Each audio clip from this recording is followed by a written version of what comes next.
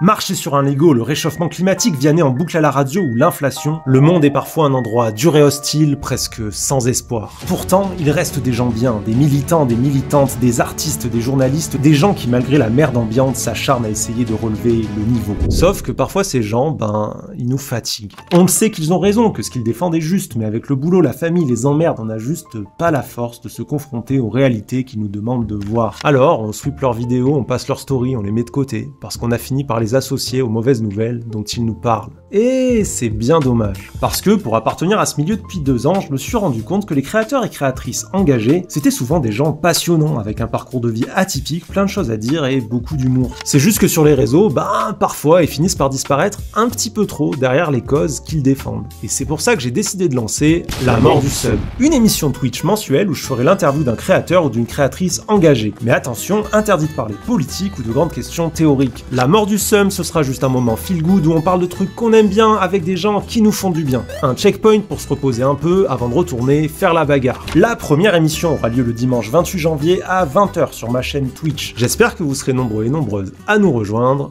Bisous.